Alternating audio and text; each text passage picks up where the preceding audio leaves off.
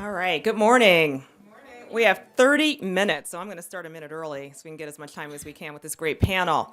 My name is Phyllis Lockett. I am the founder and CEO of New Schools for Chicago, and welcome to the Goldilocks debate, education incubators and accelerators, too many, too few, or just enough. Well, we have an all-star team up here. We have that are leading the country and spearheading tech accelerators, starting with Matt Candler, 4.0 Schools, Heather Gilchrist, Socratic Labs, Kate Eberly Walker from Kaplan, and Greg Alpert from Pearson Catalyst. Welcome. So we don't have much time, so I'm going to jump right in. There are at least 10 accelerators focused specifically on ed tech across the U.S., if not more. 8 of these have started in the last year. In fact, many of you have started in the last few months. This space is exploding. Can each of you quickly describe your model and what is unique about your approach? You want me to start? Yeah. All right. Well, thank you all for coming. 4.0 is, there was a movie that came out about 10 years ago about Richard Ross's attempt to start the New York Cosmos. Anybody know who Pele is? Greatest soccer star of all time. So the story of the Cosmos is that Ross wanted to dominate world soccer. So he finds Pele and a few other world stars, brings them to New York, starts the New York Cosmos, and they do well for a year, and it just collapses. There's no infrastructure in the U.S., and sort of the moral of the story is, oh, crap, we're never going to beat countries like Brazil, where kids start playing soccer when they're 1. And so, I think over the last 20 years, a lot of this is because I spent an earlier chapter in my life at the Olympic Committee and thought a lot about how do we become competitive internationally in sports that we typically suck at. And I think soccer's an interesting story. So soccer now is a legitimate sport, and we are respected internationally, mostly because youth soccer and Major League Soccer all started to connect with one another. And you just can't be competitive internationally in any sport unless your kids are doing it when they're 3. So 4.0 is like the youth soccer movement for education innovation. We run 4 stages of programming, everything from something that costs me about $1 per person when I buy you a beer and you come talk about the future of schooling in the U.S. We're based in New Orleans. Most of those events are there. We're running a pilot in New York now, probably expanding there this summer. To events where we'll invite you into a book club and we'll spend $10 on a book and we'll talk about books that have nothing to do with education, books from food, film, other creative fields, and try and connect those ideas to education. And then our first formal training program is called Essentials, a day-long intensive that exposes you to what's, I think, some of the most innovative things in education are, and our vocabulary for how we think about it. That moves into a second formal stage, which is a quarterly part-time program, which you can take either virtually or in person in either of those 2 cities. And that helps you define the problem that you're working on. And I think 4.0 is becoming better and better at what distinguishes us from other people is because since we're so upstream, we're good at defining problems. And then we help people test potential solutions to that. And then our third program is an accelerator. It takes the most promising folks that we've met in the earlier stages and carries them to their first customer and hopefully launching a new venture. So that's us. My turn? Yeah. Hi, guys. How are you? Hi. So Socratic Labs we are based in New York City. We are just about to wrap up our first cohort. We are kind of a weird model. So my long story short is back in October of 2011, I was really involved, and still am very involved with the Startup Week in Education vertical, and we kind of looked at the ecosystem and decided, there are some really great accelerator programs out there, but even the best accelerator program doesn't really have the time or the bandwidth to dig into the really unique needs of educational technology companies. And so I spent a couple months just doing some basically customer development, talking to educational technology startups who had done other programs and asked them what worked and what didn't, what needs they were still struggling with. Talked to companies who chose not to do an accelerator program and asked them what would have changed their minds and again, what was working for them, what they were struggling with. And so we kind of identified a few problems. Number one, the length of most accelerator programs doesn't give enough time for people to dig into the questions around education.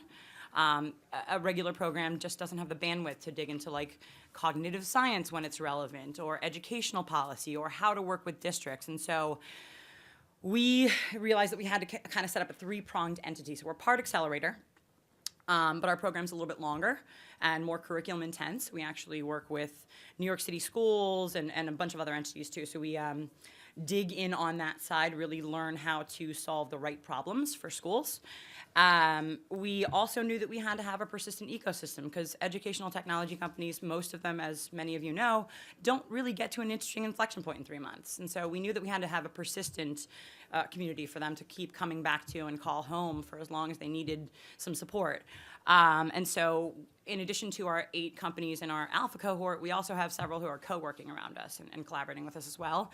And there's still, EdTech is kind of the popular girl at the dance right now, which is great for all of us, but we have to take that kind of carefully. We have to proceed with caution, because a lot of investors who are newer to educational technology are getting very interested, but if they misinvest, basically, if they put stuff into things that don't work, they will get frustrated and they will leave and they will go build local mobile social apps. And I don't want to see that happen with the money, and I don't want to see it happen with the technologists. So the third part of our thesis is kind of a campus for education for both people interested in coming in on the technology and education side, but also people on the investment side, to help them understand what a good educational technology company looks like, how to support them, how to be a good investor in this ecosystem, and how to really drive some real change by solving the right problems for the right people. Kate? Great. So I have the accelerator with the longest name, the Kaplan EdTech Accelerator, powered by Techstars. It's a very descriptive name. So where we started out in planning our program was on the Kaplan side. We were talking to companies primarily in later stages of venture investing, and then in the acquisition realm.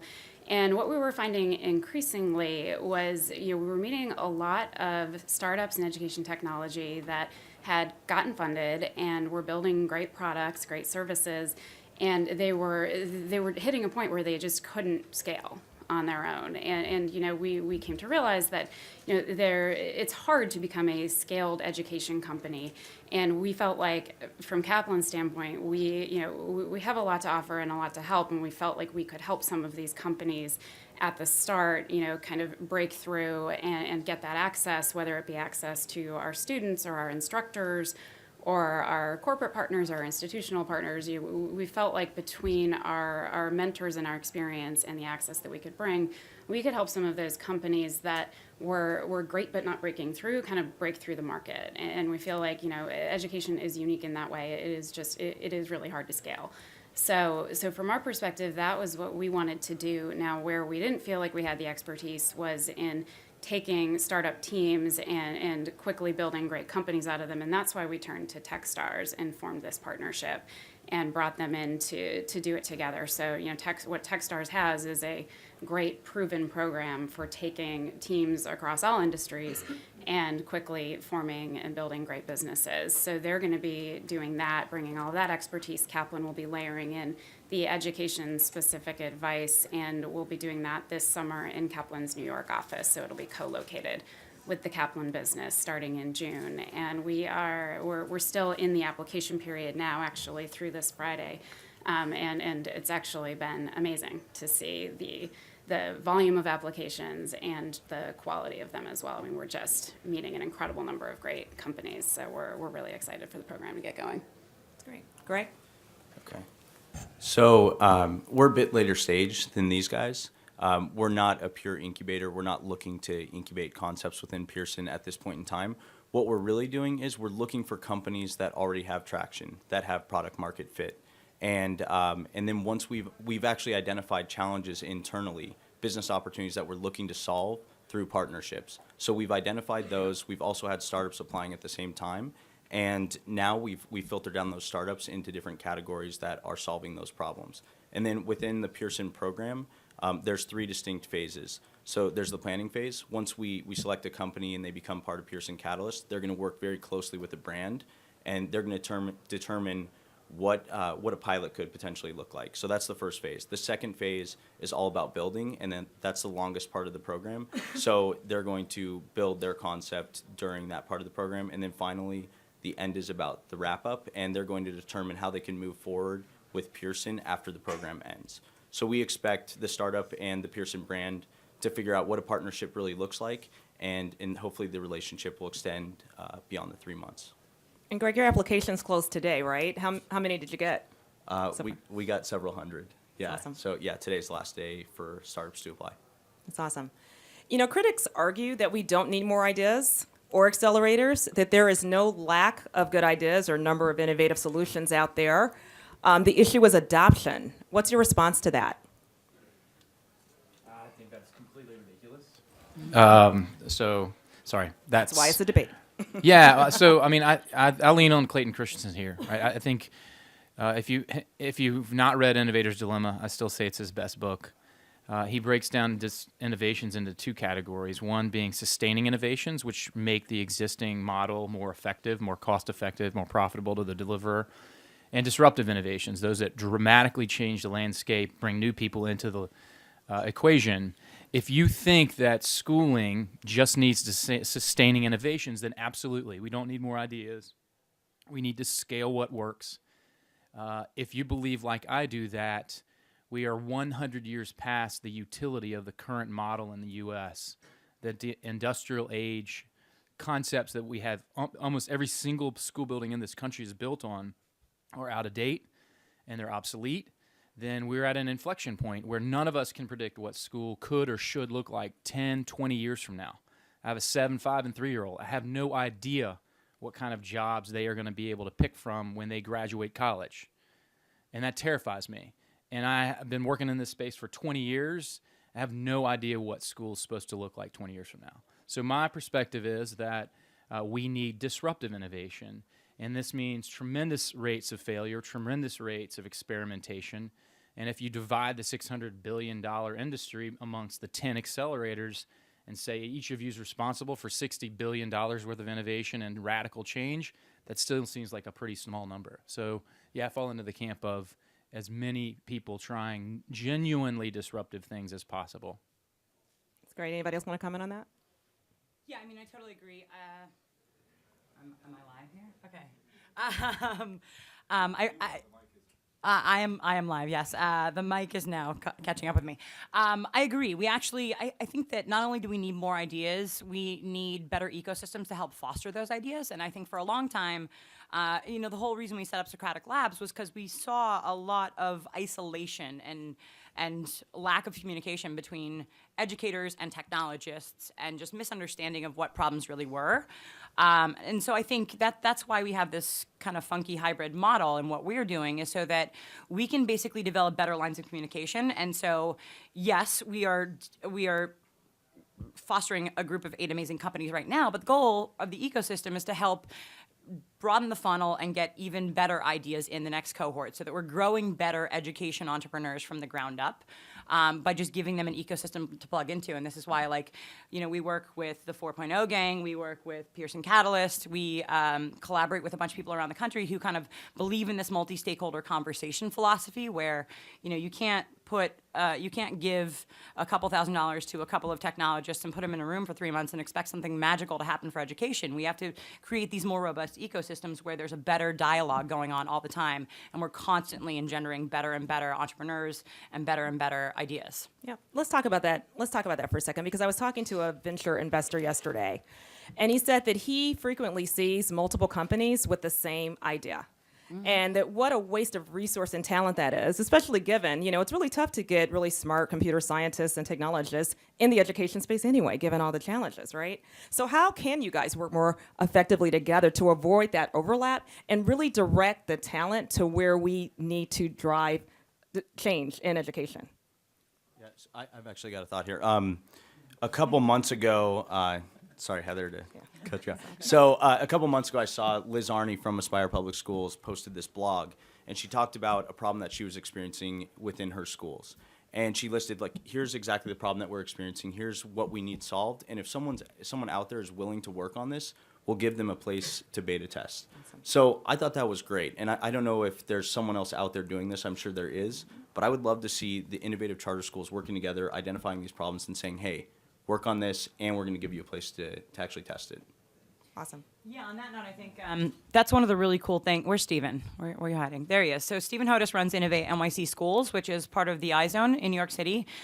We're really lucky to have an entity like the iZone and Innovate specifically in our backyard. And so that's one of the really great things about our relationship with them is that Innovate is focusing on identifying problems that need to be solved. And we're looking for really cool ways to help people, plug into those problems and solve the right problems. So I'm kind of torn on it. Yeah, it's frustrating when you see multiple talented teams working on the same problem, but I also think that competition is obviously good for the market as well. I think that by better coordinating, we'll see fewer, basically a more efficient use of talent, essentially, and resources, so that we won't have another freaking LMS. But I think that the problem sourcing is something that collaboration can really help tackle as a problem, as a challenge. And just growing these ecosystems, growing a community that is not just local but national and even international is a great way to coordinate, foster some healthy competition and equal amounts of collaboration.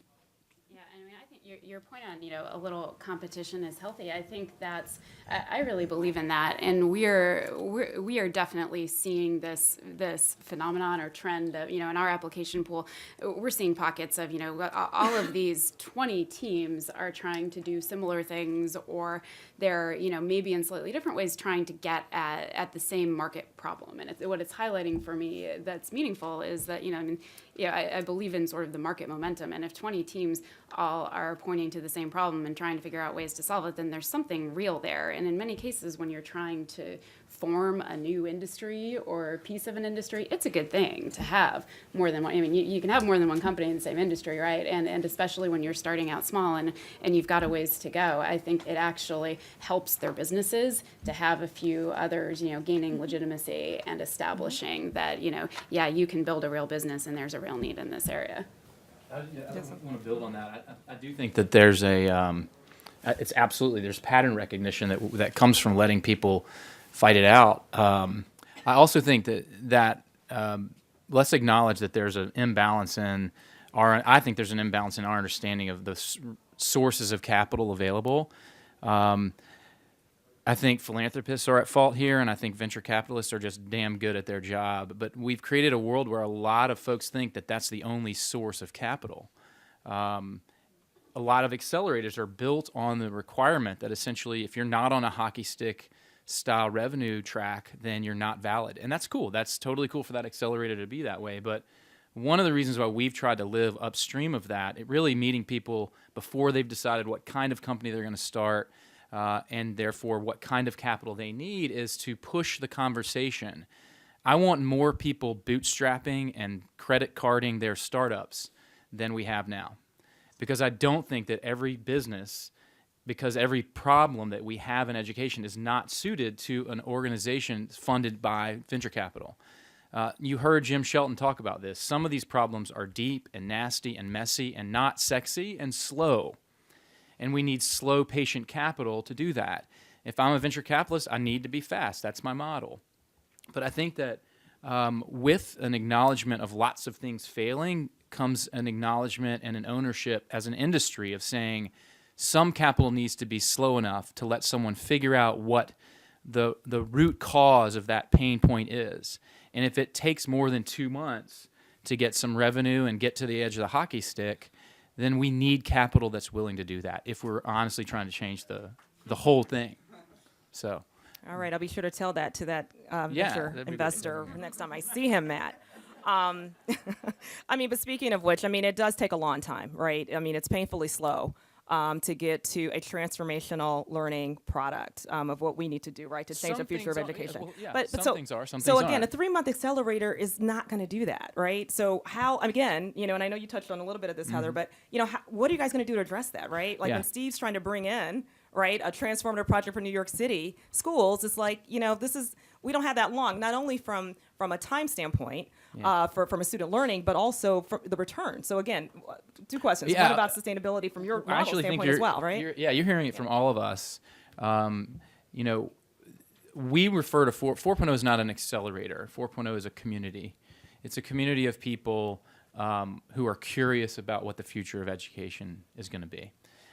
We've had folks that take a year plus hanging out at 4.0 from their first PBR to their actual launch. PBR is Southern for Pabst Blue Ribbon, just in case you didn't know that. That's my dollar investment, by the way. That's where it starts. But, you know, I think what's cool about what you hear from everyone is that this engagement between teachers and people in front of kids every day and those with ideas, this genuine interchange of, I've got an idea, I want to test it, give me feedback, that didn't work, I want to iterate. It's that process of creating a much more genuine and open platform for folks to ask questions of whether this is a better solution to the problem that we see than what is out there now. That, I think, is really what we do. Yeah, there's room for some extremely discrete accelerator catalyst kinds of moves, but the big picture for me is, and this is why we want to be the best in the world at defining the problems, is I think we don't spend any time. I was, as a teacher, I was raised to be a sweethearted do-gooder, not an analyst of what is wrong with school. And we need more folks, especially educators in the classroom near kids, thinking more rigorously about why things are the way they are and why school isn't changing the way we want it to change. That's ultimately what we care about. Yes, launching ventures is a great metric, an easy thing to measure, but ultimately it's about creating a community that is much more rigorous about defining problems and attacking them and getting rapid feedback on whether the thing we're attacking that problem with is working. Yeah. To that effect, I think this is why I love actually the network that's popping up, right? So there are several people in the audience. Bobby Kirshen, who's pushing a group in Philadelphia, and where's Eileen? Eileen in the back in Boston, and Don here with on Kate's team. I think it's really amazing. Number one, we're all gonna find that we excel in probably different areas, and that's fine. But more importantly, like we had a team actually.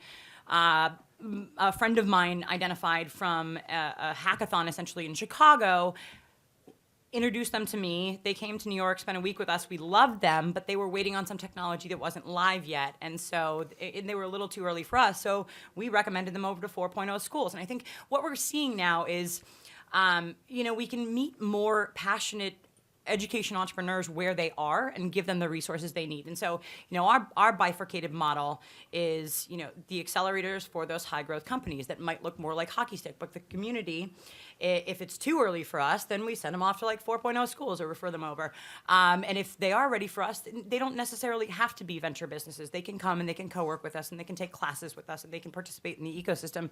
And basically more of those kind of serendipitous moments when you're in the same space or just collaborating virtually with people who care about the same things you do. Magic has happened already, and we're seeing more and more of it happen more frequently. Awesome. Do you have some quick? Because I want to have time for at least a couple of questions. Yeah, let me just say real quick. Yeah, so I agree with these guys, and it's been really interesting. We haven't launched our program yet, but we've got a lot of applications where companies are too early for Pearson Catalyst. So I say you should check out Learn Launch, you should check out Socratic or these other programs.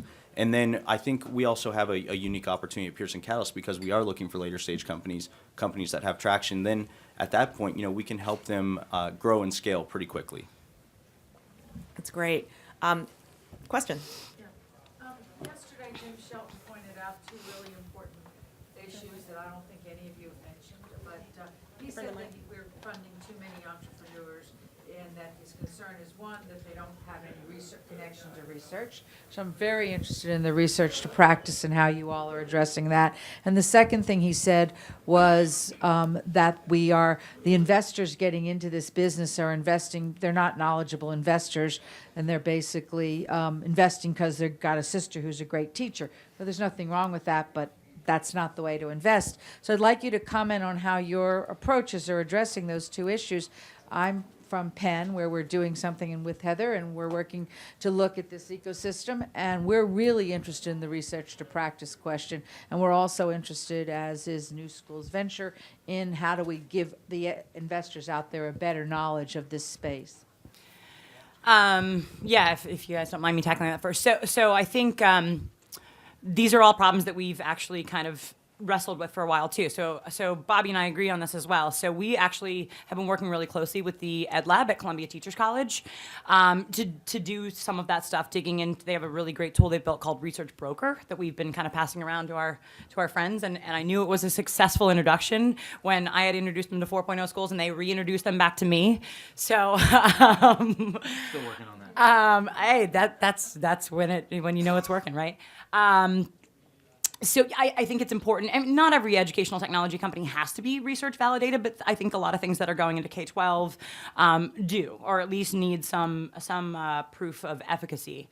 So I think pilot programs are also really important as well, having awesome schools to work with, and the last piece, the investor piece is, that's why we actually are running programming not just for educators and technologists and helping them better communicate with one another, but actually helping investors start to understand what this growth cycle looks like, that it probably is not going to look like a venture business in 6 months, that it's going to take a while. You have to be patient. And I think that we have to be realistic in setting those expectations and proceed patiently and manage a lot of those expectations, but just keep growing these ecosystems. And I think that we can keep the costs down for entrepreneurs and keep them from needing a lot of excessive capital by growing the right communities. Yeah, and I think giving these teams the access to the instructional design tools and the learning science that we have is it's really important, because there are a lot of education companies that have commercialized and been very successful with probably very little learning science behind them, right? And there's a danger when you try to shortcut things and you try to get to market quickly, I think, or there's a tendency to do that. And we look at companies also in our later stage venture investments where they may have had success without really thinking about the data behind it or the science behind it. But I've found nearly every company that we work with can be made better if you work with them on the instructional design and on really thinking about how to drive and measure their learning outcomes. And so that's why as part of our program, we're working with them, giving them access to all of our proprietary instructional design tools. And we have a team of mentors that are focused specifically on that, because I think you're right, Bobby. It's an underrepresented area of early stage education because I don't know that people connect it right now with commercializing a product. Yep. I'm going to have one more question. Yep. Thank you. I'm from LA, and the accelerators are popping up like mushrooms in LA, Santa Monica specifically, although they're not necessarily specific to education, but they all tend to have a similar model for the most part, basically taking 8% equity for $50,000, give or take. Wondering what your models are on the East Coast and or specific to education that you guys have. I'll start. We're entirely philanthropy funded. We take no stake, but we end a little earlier, and so that's one reason why we're attractive. Like, we have no problem partnering with Kaplan and Pearson and Heather, and we have partners that pick up talent from our pipeline that put them into school leadership or district leadership. So, we aren't taking a stake. We think that the legal work to get a 5 or 6% stake in a company that's tiny pre-revenue isn't worth the money. We're just going to burn through a lot of cash doing that. So we've decided not to take anything, and it's back to partly what I suggested earlier. When you take that big a chunk of a company this early, you're almost forced to go towards venture capital as your route. And I am skeptical of disrupt the entire $600 billion industry with just that particular source of capital.